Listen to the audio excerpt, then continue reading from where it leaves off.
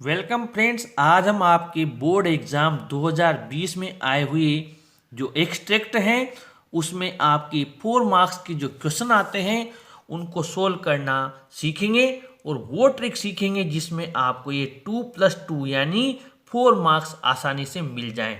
चाहे कोई सा भी एक्सट्रैक्ट आ जाए, मैं आज आपको वो ट्रिक समझाने जा रहा हूँ जिससे आप मात्र ये जो 4 लाइन हैं इनमें से 2 क्वेश्चंस पूछे जाते हैं, उनके आंसर आसानी से बना देंगे और ये 4 मार्क्स आपको अभी प्राप्त हो गए आसानी से, वो भी बिना कुछ याद किए।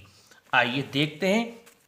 ये आपके एक्सट्रैक्ट दिया हुआ है, ये दोहराते हैं, पहला देखते हैं और इसमें कुछ लाइंस दी हुई है यहां से लेकर यहां तक। अब हमें क्या करना है, क्वेश्चन को जरूर देख लें क्वेश्चन क्या है, उसके बाद हम एक्सट्रैक्ट पढ़ते हैं। क्वेश्चन है, how does a soldier play his part in this age. अर्थात उम्र के इस अवस्था में एक सैनिक अपनी भूमिका कैसे अदा करता है। एज यानी यह अवस्था है। आंसर में हमें क्या करना है, देन अ सोल्जर से लेकर यहां तक दिया हुआ है। Full of strange oaths and bearded like the pard, jealous in honor, sudden and quick in quarrel, seeking bubble reputation, even in the cannon's mouth। ये दिया हुआ है। इसका आंसर हमें पहले क्वेश्चन का अपनी भूमिका कैसे अदा करता है, तो इसका आंसर हम अच्छे से बनाएंगे। तो सबसे पहले हम क्या करते हैं, यहां पर हमने क्वेश्चन में आया है हाउ डज अ सोल्जर, तो हमने लिख दिया a soldier is. A soldier is, ये यहां पर भी रहा अ सोल्जर, केवल एक शब्द लिखा है इज। फुल ऑफ से लेकर क्वारल तक हमें पूरा का पूरा ही वैसा का वैसा ही लिख देना है, क्वारल तक कुछ भी अलग से नहीं करना है। ये हमने लिख दिया a soldier is full of quarrel तक, और ये 2 मार्क्स हमारे हो गए। इसके बाद में अगला क्वेश्चन देखते हैं। Why is a soldier ready even to go in cannon's mouth? एक सैनिक तोप के मुंह में भी अपना सिर देने को क्यों तैयार है। इसका जब हम आंसर लिखेंगे तो हम इस वाई को हटा देंगे और ये जो हेल्पिंग वर्ब है ये कर्ता के बाद लगा देंगे, यानी अ सोल्जर इज रेडी। यहां पर लिख देंगे अ सोल्जर इज रेडी, ये हमने लिख दिया a soldier is ready even to go in cannon's mouth. ये यहां से even to go in cannon's mouth, कुछ भी हमने अलग से नहीं लिखा है, प्रश्नवाचक चिन्ह हटा दिया। अब इसका आंसर हम यहां से ढूंढ लेते हैं। कैनन्स माउथ के बाद में फिर यहां पर है seeking bubble reputation even in the cannons mouth, यानी कि बुलबुले के समान प्रतिष्ठा के लिए वह तोप के मुंह में भी अपना सिर देने को तैयार है। केवल एक शब्द आपको लगाना है कैनन्स माउथ के बाद में, फॉर बबल रेपुटेशन, क्षणिक प्रतिष्ठा के लिए। ये हमने यहां लिख दिया a soldier is ready even to go in cannon's mouth for bubble reputation.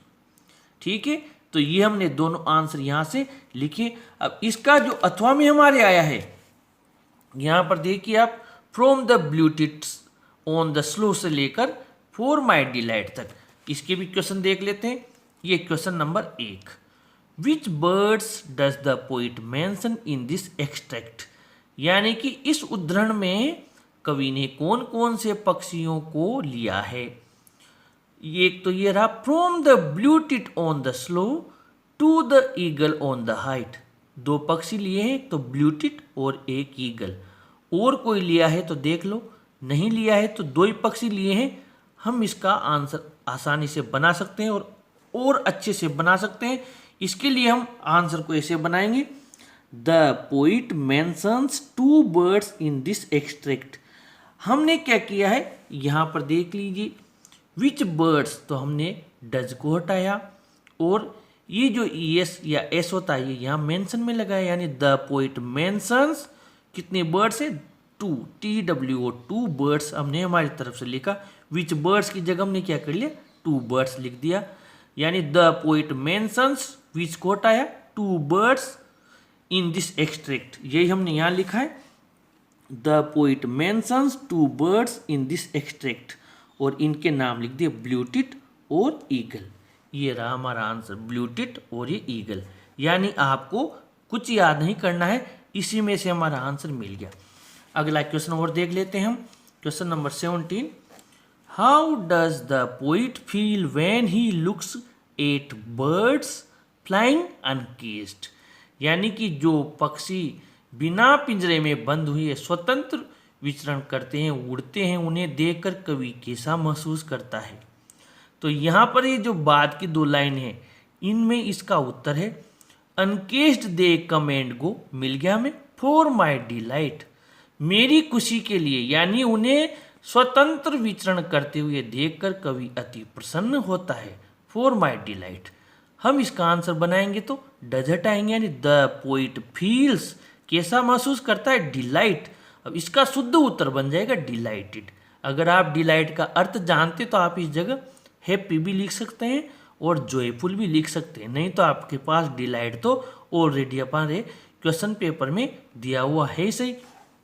तो हमने यहाँ पर लिख दिया the poet feels delighted when he looks at birds flying uncaged. ये लाइन हमने कहीं से नहीं ली है, बल्कि आपके पेपर में से ही ली है। ये रहा, when he looks at birds flying uncaged. केवल हमने फील की जगह एस लगाया है, ठीक है, और यहाँ पर हमने एक शब्द लिखा है डिलाइटेड इस जगह पर, बाकी आंसर हमने इसी में से लिखा है। यानी कि फ्रेंड्स, हमने आपका जो मिशन फुल मार्क्स 4/4 है आरबीएससी 12th का, इसकी स्टार्टिंग आपकी कर दी है। आप इन ट्रिक से 4 नंबर आसानी से लेकर आएंगे, वो भी बिना कुछ याद किए। तो फ्रेंड्स, आप लोगों को इसका ज़रूर लाभ मिलेगा, मुझे ऐसी आशा है। अगर आपको ये प्रयास अच्छा लगा हो तो आप चैनल को ज़रूर सब्सक्राइब कीजिए।